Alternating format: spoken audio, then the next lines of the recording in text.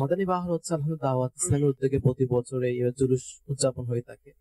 তো ঠিক সেরকম একটা জায়গার মধ্যে দাওয়াত ইসলামী ইসলামী ভাইরা সবাই জুলুসের মধ্যে ব্যস্ত এবং জুলুসের পাশাপাশি নেকি দাওয়াতের মধ্যে ব্যস্ত। আপনারা যেটা আনন্দ র্যালি বের করেন, রেলি বের হয়ে আকা সাল্লাল্লাহু তাআলা সাল্লামের আগমনের খুশিতে সবাই নাজ শরীফ পাঠ করা হয় এখানের মধ্যে এবং আলহামদুলিল্লাহ নেকি দাওয়াতও প্রদান করা হয়ে থাকে। তো এখানে দাঁড়িয়ে বিভিন্ন ইসলামী ভাইরা নেকি দাওয়াতও প্রদান করছে।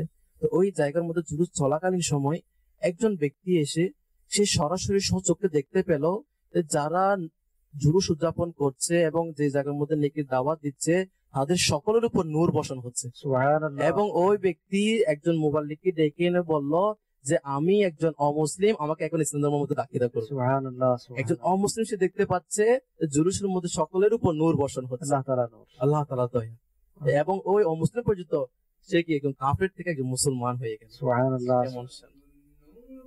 চালন করা মোরা কখনো ছাড়ব না, মোরা কখনো ছাড়ব না, মিলাদুন নবী পালন করা মোরা কখনো ছাড়ব না, মোরা কখনো ছাড়ব না, মিলাদুন নবী পালন করা মোরা কখনো ছাড়ব না, মোরা কখনো ছাড়ব না, জুলুসে পাকতে যাওয়া মোরা কখনো ছাড়ব না, মোরা কখনো ছাড়ব না, মোরা কখনো ছাড়ব না, মোরা